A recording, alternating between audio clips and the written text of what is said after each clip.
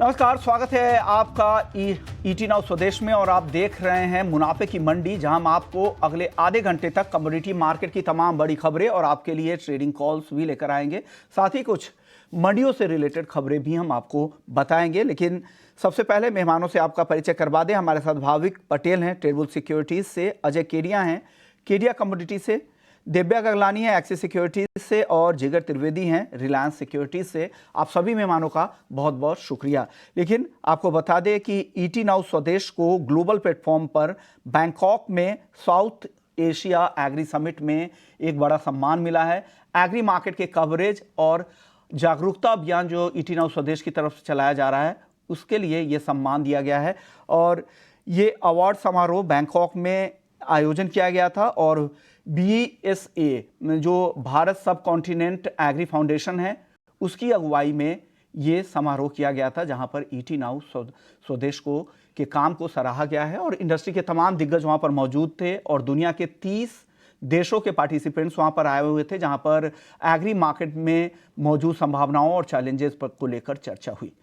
चलिए आगे बढ़ते हैं और बात आज गोल्ड पर कर लेते हैं। और गोल्ड को लेकर एक अहम खबर भी आ रही है। खबर यह है कि इंपोर्ट ड्यूटी में जो गोल्ड और सिल्वर के फाइंडिंग्स होते हैं प्रेशियस मेटल्स के, उसके फाइंडिंग्स पर, फाइंडिंग्स का मतलब ये हुआ ऐसी चीजें जो उसके कनेक्टर, उसके सपोर्ट सिस्टम के लिए जो काम आते हैं, उस पर भी ड्यूटी को बढ़ाकर 15% कर दी गई है। ऐसा इसलिए किया गया है क्योंकि गोल्ड सिल्वर के बार ज्वेलरी में ऑलरेडी पहले से 15% ड्यूटी है, जिसमें 10% बेसिक इंपोर्ट ड्यूटी है और 5% का चार्ज है, एग्री इंफ्रा सेस है, उसको मिलाकर 15% की ड्यूटी गोल्ड और सिल्वर पे है। तो वो एक एट पार लाने के लिए यह फैसला किया गया है। सोने चांदी के फाइंडिंग्स और क्वाइंस पर भी इंपोर्ट ड्यूटी को बढ़ाकर 15% कर दिया गया है। इसके अलावा सोने चांदी के जो ऐश कंटेनिंग होते हैं, यानी ऐश कंटेनिंग ऐसे समझो जो कॉन्सेंट्रेट्स होते हैं, उस पर भी ये ड्यूटी को बढ़ाकर 14.35%, करीब 14.5% कर दिया गया है।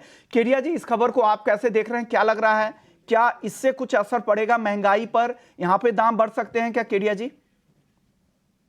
नमस्कार विष्णु जी। नमस्कार। तो सबसे पहले तो ईटी नाउ स्वदेश को बहुत बहुत बधाई, क्योंकि कमोडिटी के अंदर आप जिस ढंग से काम कर रहे हैं, पहले हमने देखा कमोडिटी का महाकुंभ, और आप जिस ढंग से ग्लोबल प्लेटफॉर्म पे भी अपना वर्चस्व रख रहे हैं, ये सभी के लिए एक विन विन सिचुएशन है। डेफिनेटली अगर गोल्ड की बात करें तो मुझे लगता है कि रीस्ट्रक्चरिंग ऑफ, हम बोल सकते हैं कि इंपोर्ट ड्यूटीज है। जैसे कि हम जानते हैं कि पहले से ही गोल्ड की इंपोर्ट ड्यूटी बढ़ाई हुई है, और अभी जो फाइंडिंग्स और अदर, क्योंकि काफी टाइम पे हम देखते हैं कि जो छोटे ये अगर हम बोलते हैं पार्टिकल्स हैं, उनके भी इंपोर्ट्स होते हैं, फिर बाद में गोल्ड का यूसेज होता है। तो इन सबको एक स्ट्रीम लाइन या स्टैंडर्ड लाइन में लाने के लिए कोशिश की गई है। प्राइस वाइज डायरेक्टली कोई ज्यादा इम्पैक्ट नहीं पड़ता है as of now, because we have various other factors like dollar index हम देख रहे हैं, जियोपॉलिटिकल देख रहे हैं। तो ये सारे फैक्टर्स जो ज्यादा इम्पैक्ट कर रहा है। हाँ, प्राइस वाइज अगर हम बोल सकते हैं थोड़े बहुत इम्पैक्ट माइन्यूटली पड़ जाए पॉजिटिव, जो आज मॉर्निंग से हम देख रहे हैं 62,000 के ऊपर मीटर है। बट कुल मिला के मुझे लगता है पर्टिकुलर ये इवेंट का एज ऑफ नाउ खाली फाइंडिंग्स और एस के ऊपर जो अपडेट आया है, उसको देखते हुए मुझे नहीं लगता प्राइस के अंदर कोई मेजर इम्पैक्ट आएगा एज ऑफ नाउ। तो ये एक रीस्ट्रक्चरिंग के तौर पे इसे देखना चाहिए। इस खबर को और ज्यादा बारीकियों से समझने के लिए हमारे साथ सैम मेहरा है, चेयरमैन है जीजेसी के। शुक्रिया सैम साहब, आपने वक्त निकाला। क्या लग रहा है सर, ये इंपोर्ट ड्यूटी जो बढ़ी है, क्या ये रीस्ट्रक्चरिंग इसे समझे? क्योंकि जो फाइंडिंग्स थी, जो जिसे हम कनेक्टर भी कह सकते हैं या फाउंडेशन कह सकते हैं किसी भी ज्वेलरी पीस को, क्या बाकी ज्वेलरी बार ज्वेलरी की तरह इसे भी बढ़ा दिया गया है ताकि दिक्कत ना हो, एट पार लाने की कोशिश की गई है? आप क्या कहेंगे इस पे सर? देखिए, ये नमस्ते। ये वेलकम स्टेप है जेमन ज्वेलरी इंडस्ट्री के लिए, क्योंकि हमारी पहले से एक मांग थी कि जो फाइंडिंग्स हैं, जो हुक हुए, पिंस हुए, क्लास हुए, स्क्रूज हुए, ये सब चीजें इंडिया के अंदर ऑलरेडी मैन्युफैक्चर हो रही थी। जो माल वहां से आ रहा था बाहर से, उसके एक्चुअल नेट कॉस्ट के ऊपर, गोल्ड के ऊपर 2.5% का फर्क पड़ रहा था, जब सारे एक्सपेंसेस मिला के। तो जो मैन्युफैक्चरर्स थे उनको भी काफी दिक्कत हो रही थी। ये माल अंदर आने से, माल वो लगा रहे थे ज्वेलरी के ऊपर, तो कॉस्टिंग ऊपर नीचे हो जाती थी और जेन्युइन मैन्युफैक्चरर को थोड़ी दिक्कत होती थी। ये जो आया था 11/2021, 1 फरवरी को 21 के अंदर ये जो नोटिफिकेशन आई थी, इसको ये अभी जो नोटिफिकेशन आई है, जो कल आई है, उसके हिसाब से ये 5% कर दिया गया है। AIDC एग्रीकल्चर सेस 10+5 हो गया और 3% हो गया GST। सो 18% जो नॉर्मल गोल्ड के ऊपर जो ड्यूटी है वही अभी फाइंडिंग्स के ऊपर आ गई है। सो जो पैरिटी आ जाएगी गोल्ड की, गोल्ड बार्स की और फाइंडिंग्स की, और जो रेट्स हैं वो सेम हो जाएंगे। इसका जनरल असर कोई सोने के एक्चुअल रेट के ऊपर नहीं पड़ेगा, क्योंकि वो ऑलरेडी जो फाइंडिंग्स मंगा रहे थे मैन्युफैक्चरर और बुलियन डीलर्स, वो लोग ये जो प्रॉफिट मार्जिन हैं उसको ग्रास्प कर लेते थे। तो जो मार्केट के रेट्स थे पहले भी वही थे, और अभी भी ये आने की वजह से ज्यादा डिफरेंस नहीं होगा इसके अंदर। और ये वेलकम स्टेप है, जेम एंड ज्वेलरी इंडस्ट्री इस स्टेप को वेलकम करती है। और गवर्नमेंट को ये भी हमने कहा है कि आगे ऐसी कोई भी चीजें आए तो वो जीजेसी को और बाकी काउंसिल्स को पता करके ऐसे कोई नए लॉज लाए जिससे कोई नॉर्मल इंडस्ट्री डिस्टर्ब ना हो। ये काम को और बेहतर करने के लिए एक रीस्ट्रक्चर किया गया है। इसे आप फाइंडिंग्स को इस तरह से समझिए कि ये पीस ऑफ ज्वेलरी जो कोई होती है उसके लिए फाउंडेशन का काम करता है, और स्मॉल पीसेस में आते हैं जो मेटल फॉर्म में आते हैं, और वेराइटी ऑफ शेप्स में आते हैं, कनेक्टर्स के तौर पर भी ये काम करते हैं, और डिफरेंट मटेरियल से बनाए जाते हैं। शुक्रिया सैम सर, आपने वक्त निकाला और हमारे दर्शकों को समझा दिया कि ये चीज़ क्या है, इंपोर्ट ड्यूटी में क्यों बढ़ोतरी की गई है, फाइंडिंग्स होता क्या है, ये आपने बताया, और ये क्यों इंडस्ट्री के लिए ज़रूरी भी है। चलिए आगे बढ़ते हैं और भाव की बात कर लेते हैं। भाव पर गोल्ड और सिल्वर आज के दिन देखें तो हल्की तेजी ज़रूर दिख रही है, लेकिन फंडामेंटल्स जो बदले हैं उसका असर हमने कल इंटरनेशनल मार्केट में भी दबाव दिखा था, क्योंकि मार्च में लग रहा था कि फेड ब्याज दरों को घटा सकता है, लेकिन उसकी जो प्रोबेबिलिटी है वो लगातार कम होती जा रही है। अब 40% से भी कम एक्सपर्ट्स को लगता है कि मार्च में किसी भी तरह की कटौती हो सकती है। जिगर बताइए, टेक्निकली आपको कैसा दिख रहा है गोल्ड सिल्वर आज के लिए?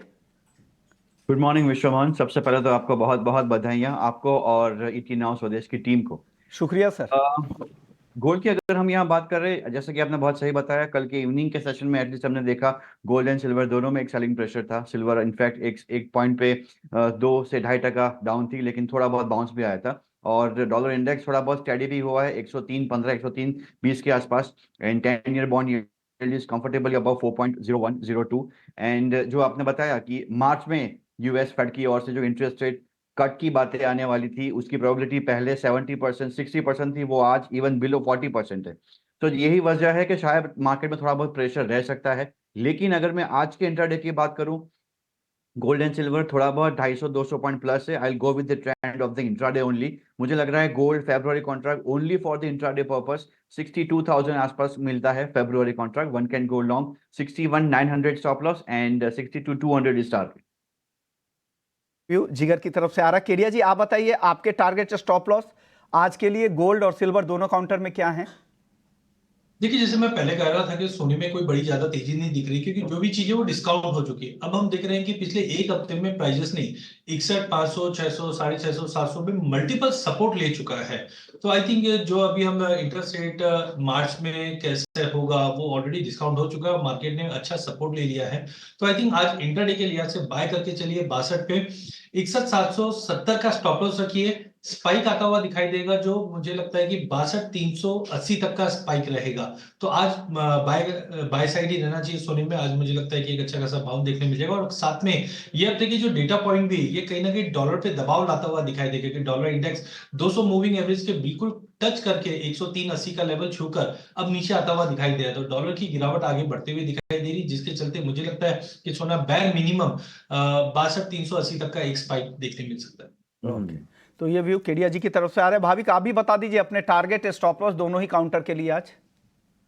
गुड मॉर्निंग विश्वमोहन जी, आपको और सारी ईटी नाउ स्वदेश को बधाई ये प्रेस्टिजियस अवार्ड लेने के लिए और अवेयरनेस और जो डेटा है वो एग्री के लाने के लिए। गोल्ड की बात करें तो यस, मुझे भी लग रहा है कि अभी मार्केट एटलीस्ट रिकैलिब्रेट कर रहा है अपनी एक्सपेक्टेशन, और अभी मार्च से एक्सपेक्ट हो रहा है कि शायद मई में रेट कट होगी, तो उसकी वजह से हमने काफी करेक्शन देखा है। बट अभी अगर देखें तो एक अच्छा सपोर्ट बन के आ रहा है, तो मुझे भी लग रहा है कि इंट्राडे बाई करना चाहिए। अगर फेब्रुअरी कॉन्ट्रैक्ट थोड़ा डिप मिलता है 61,900 के करीब, तो बाय कर सकते हैं 62,200 के टारगेट के लिए, और इंट्राडे स्टॉप लॉस रख सकते हैं 61,750 का। ओके, अब दिव्या आप बताइए आपकी पिक क्या होंगी और आज के लिए क्या ट्रेड आप सलाह दे रहे हैं गोल्ड और सिल्वर दोनों में ही? गुड मॉर्निंग विश्वमोहन जी, सबसे पहले आपको और आपके ईटी नाउ स्वदेश की टीम को congratulation for the award. Thank you sir. सोने की मैं बात करूं तो लास्ट 3 हफ्ते से हमें एक सेलिंग प्रेशर में देखने मिल रहा है। यूएस की जो डेटा प्रिंट आ रहे हैं काफी रेजिलियंट है, तो उसकी वजह से जो प्रोबेबिलिटी है रेट कट की ऑलमोस्ट वो 40% हो चुकी है, जैसे आपने मेंशन किया था, जिसकी वजह से हमें डॉलर इंडेक्स में भी काफी अच्छी मजबूती देखने मिल रही है और गोल्ड के अंदर में बिकवाली देखने मिल रही है। पर एज ऑफ नाउ अगर मैं बात करूँ तो जियो टेंशन जो काफी बढ़ गया है, क्योंकि वापस से एयर स्ट्राइक हुआ है येमेन में यूएस और यूके के तरफ से। और साथ ही साथ प्राइसेस ने भी काफी अच्छा सपोर्ट लिया है लोअर लेवल पे 61,500 के आसपास। तो जब तक ये लेवल इंटैक्ट है गोल्ड के अंदर, तब तक हमें बाउंड टिप्स का व्यू रख सकते हैं। 61,800 के करीब बाय करके चले, स्टॉप लॉस हम 61,650 का रखें और टारगेट ऊपर में 62,000 का मेंटेन करें। चलिए बात कर लेते हैं कच्चे तेल की। कच्चे तेल में आज एमसीएक्स पर दबाव जरूर दिख रहा है, लेकिन खबर ये है, एक तो रूस के एक फ्यूल टर्मिनल पे ड्रोन से अटैक हुआ है, उससे चिंता बढ़ी है। गल्फ कंट्रीज को लेकर तो दिक्कतें हैं ही। इन खबरों के बीच में क्या लग रहा है केडिया जी, आपको किस तरह की चाल यहां से दिखेगी, किस साइड बाजार ट्रेड कर सकता है? बिल्कुल, अगर हम कच्चे तेल की अगर बात करते हैं तो जियोपॉलिटिकल टेंशन और साथ में जो भी ड्रोन अटैक रशिया में दिख रहा है, ये कहीं ना कहीं प्राइसेस को अपशिफ्ट करेगा। एमसीएक्स में हमने इससे पहले भी देखा था कि 5800 से लेके 6200 की रेंज में ही मार्केट मूव कर रहा था। बट जैसे मैंने लास्ट टाइम भी कहा था कि 5800 के नीचे बिल्कुल जाता हुआ दिखाई नहीं दे रहा है, और एग्जैक्टली हमने देखा जियोपॉलिटिकल टेंशन बढ़ते ही प्राइसेस में जंप आया। करंटली अगर हम देखें तो 62-40 के करीब मार्केट ट्रेड करता हुआ दिखाई दे रहा है। थोड़ा पुल बैक देखने मिल सकता है 61-50 से 62 की रेंज में, वहां पे लेके चलिए। इमीडिएट टारगेट मुझे लगता है 6300 से 6450 तक का रहेगा। अगर हफ्ता 10 दिन का भी व्यू लेके चलते हैं तो मुझे लगता है इंटरनेशनल में करीबन 8250 तक के लेवल हम ब्रेंट पे आते हुए देख सकते हैं। तो ओवरऑल मुझे लगता है कच्चे तेल में बाय एंड ड्रॉप की रणनीति बना के चलिए। आज के लिए 63 से लेकर 6450 तक का लेवल अगले 2 सेशन में देखने मिल जाएगा कच्चे तेल में। 300 के टारगेट के लिए खरीदने की सलाह केडिया जी की तरफ से। जिगर, आप भी सहमत है? आपको भी लग रहा है खरीद कर जाएं कच्चा तेल आज?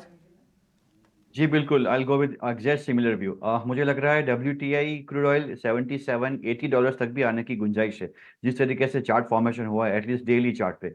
एंड जो भी फंडामेंटल यहाँ पे सपोर्ट है, जिसकी वजह से प्राइसेस में हमने कल भी सेंटीमेंट पॉजिटिव होते देखा था, और आज थोड़ा बहुत करेक्शन है, लेकिन बाय एंड डिप्स की स्ट्रेटेजी यहाँ रेकमेंड कर रहा हूँ मैं। ऑप्शन की अगर स्ट्रेटेजी में खेलना है, one can go long in 6300 call option 14 February, available around 190 160 का स्टॉप लॉस लेके चले 250 के टारगेट के लिए।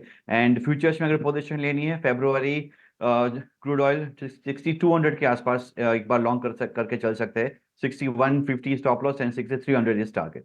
ओके, यानी टारगेट बिल्कुल सेम है, सिमिलर व्यू आ रहा है केडिया जी और जिगर दोनों की तरफ से। भाविक, आप बता दीजिए, आप भी सहमत हैं इन दोनों एक्सपर्ट से क्रूड में?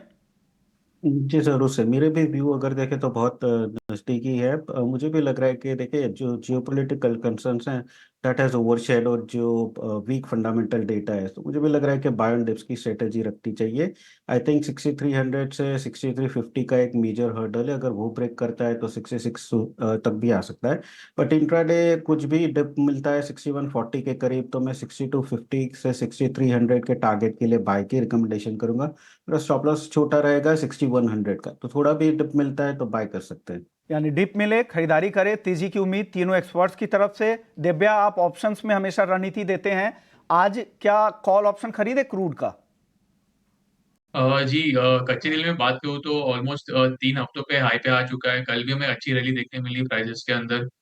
जैसे डिस्कस किया कि जो जियोपॉलिटिकल टेंशन चल रहा है मिडल ईस्ट में, तो उसके प्राइसेस को लोअर लेवल पे अच्छा सपोर्ट मिल सकता है। तो बाय ऑन डिप्स करके चले। 6200 का जो कॉल ऑप्शन है वो 200 के अराउंड बाय करे, स्टॉप लॉस हम 170 का रखे और टारगेट ऊपर में 250 का मेंटेन करें। ओके, यानी कोई कंफ्यूजन आज नहीं है, चारों एक्सपर्ट्स क्रूड में खरीदारी की सलाह दे रहे हैं। कर लेते हैं नेचुरल गैस की, जहां पर गिरावट लगातार बढ़ी है। 180 रुपए के आसपास एमसीएक्स पर नेचुरल गैस का काउंटर आ चुका है। और अगर आज के सत्र में देखें तो आज हल्की नरमी है, 180 के नीचे है, 0.25% की गिरावट है। जिगर, आप बताइए नेचुरल गैस में क्या करना चाहिए? इसमें हालांकि हमने 280 से 200 तक का एक डीप तो देखा है, लेकिन कल गैप डाउन भी हुआ था। अब एम्पल स्टोरेज हो या प्रोडक्शन बढ़ रहा हो, वार्म वेदर की यहाँ पे कंसर्न्स हो, so I am still not comfortable going long in natural gas. अभी भी थोड़ा बहुत शायद प्रेशर रह सकता है प्राइसेस में। मुझे लग रहा है नेचुरल गैस तकरीबन इसी लेवल्स के आसपास बिकॉली कर सकते हैं। एंड अच्छा सॉरी, थोड़ा बहुत यहाँ कॉल में मेरी मिस्टेक है। नेशनल गैस 200 के आसपास हम शॉर्ट करेंगे, 204 का स्टॉप लॉस है और 192 का टारगेट लेके हम यहाँ पे चल सकते हैं। Don't flash the call that I have shared with you. यानी शॉर्ट रणनीति है, ये स्क्रीन से एक बार हटा दीजिएगा, बाई की कॉल नहीं है। ये 192 के टारगेट के लिए बेचना है जिगर? एक बार अपने लेवल्स फिर से दोहराइएगा ताकि उसे ठीक करके स्क्रीन पर दिखा दे। 192 के टारगेट के लिए शॉर्ट करे जिगर? करंट लेवल से हम बिकवाली कर सकते हैं 204 का stop loss, 192 is target. Okay, तो ये व्यू जिगर के लिए यहाँ पे करंट लेवल पे सेल करें, नीचे 8 रुपए नीचे आ सकता है नेचुरल गैस का भाव। अब आपको भी लग रहा है कि पुट खरीद कर जाएं दिव्या, आप क्या सलाह देंगे एनजी में? जी विष्णु जी, नेचुरल गैस की बात को तो लास्ट वीक भी मैंने इंडिकेट किया था कि मार्केट में जो सप्लाई है काफी ज्यादा है, तो लॉन्ग अवॉइड करने के लिए हमें बोला था और शॉर्ट करने के लिए कहा था। तो अच्छा फॉल हमें देखने मिला, प्राइसेस में ऑलमोस्ट 20% का करेक्शन आया। एज ऑफ नाउ मैं बात करूँ तो जो वेदर फोरकास्ट है वो वार्म की तरफ शिफ्ट हुआ है, तो मुझे लगता नहीं कि प्राइसेस जो है हाई लेवल पे सस्टेन कर पाएगा। अगर कोई भी रैली आती है प्राइसेस के अंदर तो हम बेच के ही चले। 210 का जो पुट ऑप्शन है वो 6 के आसपास बाय करें, स्टॉप लॉस हम 3 का रखें और टारगेट ऊपर में 10 का मेंटेन करें। ओके, तो 210 के आप पुट ऑप्शन खरीदने की सलाह यहाँ पर आ रही है। बेस मेटल्स की बात कर लेते हैं केडिया जी। बेस मेटल्स में मिला जुला कारोबार हो रहा है। जिंक देखिए तेज है, कॉपर भी तेज है, लेड और एल्युमिनियम सपाट दिख रहा है। क्या करना चाहिए यहाँ पे से कुछ टॉपिक आपकी? देखिए, पूरे बेस मेटल की अगर बात करें तो मार्केट में कोई भी सपोर्ट मेजरली आता हुआ दिखाई नहीं दे रहा है। चाइना से जो नंबर्स एक्सपेक्टेशंस बनती जा रही थी वो कुछ भी मैच नहीं कर रहा है। नो डाउट सप्लाई डिस्टर्बेंस हमने कॉपर और जिंक में पहले भी देखा है, जिसकी वजह से प्राइसेस को सपोर्ट मिल रहा है। बट आई वुड से कि rather than going with January month, February month पे नजर रखिए, क्योंकि इनके अगर आप कैरी भी कर लेते हो तो यहाँ पे बेनिफिशियल दिखेगा। तो कॉपर में मुझे लगता है 719 पे लेना चाहिए, 715 का स्टॉप लॉस रखिए, 727 तक के जंप आप मिल सकते हैं। अगले 2 दिन का व्यू लेके चलिए। वहीं जिंक मुझे काफी स्ट्रॉन्ग दिखाई दे रहा है। 221 फरवरी वाले में लेना चाहिए, 219 का स्टॉप लॉस रखिए, 226 के स्टॉप टारगेट के लिए। बट व्यू जो रखिए वो 1-2 दिन का रखिए, ना कि इंट्राडे, बिकॉज आज कोई मेजर मूवमेंट दिखेगा नहीं, बट पॉजिटिव रहेगा। बट अगले 2 दिन के लिए अगर लेके चलते हैं तो काफी बेहतरीन रिटर्न मिल सकता है। यानी 2 दिन के लिए आपको खरीदना है। कॉपर और जिंक दोनों खरीदारी की सलाह, इंट्राडे के व्यू नहीं रखें। 727 का टारगेट कॉपर, 226 का टारगेट है जिंक में, दोनों खरीदारी की सलाह। जिगर आपकी पिक क्या है बेस मेटल्स में आज? जी मैं भी सहमत हूँ, लेकिन मेरी पिक जो है वो जनवरी फ्यूचर्स में है, जो आज के दिन में स्क्वायर ऑफ करनी है। और चाइना की ओर से शायद एक न्यूज़ भी है इक्विटी मार्केट को सपोर्ट करने के लिए, लिक्विडिटी इंजेक्शन के न्यूज़ आज सुबह आ रहे हैं, तो हो सकता है थोड़ा बहुत यहाँ बेस मेटल्स को सपोर्ट मिलेगा। Zinc January contract one can go long around 220, 218 stop loss, 224 is target only for today. And same way copper January one can go long around 715, 712 is stop loss, 721 is target. That's for January only for today. यानी जिगर ये current month के contract, जनवरी के contract में खरीदारी की सलाह दे रहे हैं। भाविक आपकी पिक क्या है बेस मेटल्स में? देखिए सारे बेस मेटल में अगर देखें तो एल्यूमिनियम काफ़ी वीक है और मुझे अभी भी नहीं लग रहा है कि जब तक वो 198 के ऊपर जाएगा तब तक सस्टेन कर पाएगा। तो जनवरी में इंट्राडे 196.50 पे मैं शॉर्ट के रिकमेंडेशन करूंगा 195 के टारगेट के लिए, और इंट्राडे स्टॉप लॉस रहेगा 197.50 का। तो एल्युमिनियम पर ये व्यू है भाविक का। अब आप बताइए दिव्या, कोई एक काउंटर बताइए कोई मेटल्स में आज। मेरा पिक भी कॉपर में रहेगा, जैसे कि किया कि चाइना की तरफ से एक रेस्क्यू पैकेज आएगा स्टॉक मार्केट को सपोर्ट करने के लिए, तो प्राइजेस को आई गेस सपोर्ट मिल सकता है लोअर लेवल पे। तो कॉपर है हम बाय करके चले 714 पे, इंटरडे का कॉल है मेरा। स्टॉप लॉस 710 का रखे और टारगेट ऊपर में 719 का मेंटेन करें। ओके, चलिए अब एग्री मार्केट का रुख कर लेते हैं और सबसे पहले बात करेंगे तुअर की, जहां पर वापस से तेजी दिख रही है। जनवरी का जो लोअर लेवल था 8,000 रुपये प्रति क्विंटल का मंडियों का भाव था महाराष्ट्र और कर्नाटक में, वहां से देखें तो दाम अब बढ़कर 9,500 से 10,000 रुपये प्रति क्विंटल पर जा चुके हैं। तुअर को आप ट्रैक कर रहे हैं केडिया जी, क्या लग रहा है ये दाम आगे भी बढ़ेंगे क्या? बिल्कुल, अगर हम पूरे एग्री पैक की बात करें, खास करके अगर हम पल्सेस की अगर बात करते हैं तो रिसेंटली हमने देखा कि जो एम्प्टी पाइपलाइन बनी हुई है, गवर्नमेंट का जो प्रोक्योरमेंट प्लान है, इन सबको देखते हुए प्राइसेस के अंदर जंप भी आया। और साथ में हम देख रहे हैं कि संक्रांति से 14 तारीख से एक फेस्टिव डिमांड भी बनी हुई है जो प्राइसेस को सपोर्ट कर रहा है। सप्लाई साइड भी हमने इससे पहले भी देखा कि थोड़ी चिंता बनी हुई है, खास करके अगर चैनी की अगर बात करते हैं तो वहां पे भी एरिया का इम्पैक्ट है। तो ओवरऑल मुझे लगता है कि तुअर के प्राइस में ये तेजी है वो कंटिन्यू रह सकती है। करंटली अगर हम बात करें तो एक 9,800 9,900 तक का एक साइकोलॉजिकल लेवल है, 10,000 तक का लेवल है, हम एक बार देख पाएंगे। बट अगले 7-8-10 दिन जब तक कोई अगर इंटरवेंशन नहीं होता है तो के प्राइसेस में तेजी जारी रहेगी। ओके, तो ये व्यू तुअर को लेकर है। अब जीरे की बात कर लेते हैं केडिया जी, जीरे में बताइए क्या हो रहा है? जीरा आज भी हालांकि शुरुआत में हल्की तेजी थी, 27 के ऊपर गया, फिर से अब नीचे आ गया है। जीरे में क्या करना चाहिए यहाँ से केरिया जी? देखिए मार्च वायदे की अगर बात करें तो मार्केट काफी फ्लैट है। आज नो डाउट दिन के सेशन में 27,000 का हाई मारा। हाई मारने का कारण ये है कि 14 तारीख से हम देख रहे हैं रमजान की डिमांड प्रबल है, जिसकी वजह से प्राइसेस को लोअर लेवल पे चाहे जीरा हो, हल्दी हो, धनिया, सभी को सपोर्ट मिला हुआ है। तो आज दिन के सेशन में मार्केट में थोड़ा पुल बैक जरूर दिखा रहा है, बट मुझे लगता है 26,200 की रेंज में जीरे को लिया जा सकता है। 25,500 का एक दो दिन का व्यू लेके चलिए। ऊपर में मुझे लगता है वापस 30,000 तक का लेवल हम जीरे में भी आते हुए देख पाएंगे। यहाँ में क्या करें आज? केरिया जी आपसे सवाल। केरिया जी आपसे मेरा सवाल हल्दी और धनिया को लेकर था। इन दोनों काउंटर में क्या करना चाहिए? हल्दी में तो लगातार तेजी दिख रही है। जैसे मैंने पहले भी कहा था कि हल्दी और जीरा ये दो कमोडिटी ऐसी रहेगी 2024 में जो बेहतरीन रिटर्न मिलेगी। 30% का स्विंग में ड्रॉप है और उसी का असर है कि हल्दी में हम अच्छी खासी तेजी देख पा रहे हैं। तो मुझे लगता है कि 14,800 14,900 की रेंज में, इनफैक्ट 15 पे भी अगर एंट्री करके चलते हैं तो इमीडिएट टारगेट 15,400 का रहेगा। हाँ, अगर महीने भर का भी व्यू लेते हैं तो मुझे लगता है 16,200 तक के लेवल में जाएगा। वहीं धनिया के अंदर भी काफी अच्छा जंप है, क्योंकि 50% से कम की इस बार स्विंग हुई है, जिसका एक सपोर्ट मिल रहा है प्राइजेस में। स्पाइस का एक इवेंट भी हुआ था जयपुर में 2 दिन पहले। वहां पे भी हमने देखा कि जो डिमांड है वो अब धीरे धीरे B2B में दिखाई देने लग गई है। 8,150 के टारगेट के लिए धनी को भी लेके चलना चाहिए। ग्वारसीड ग्वारगम में क्या करना चाहिए भाविक?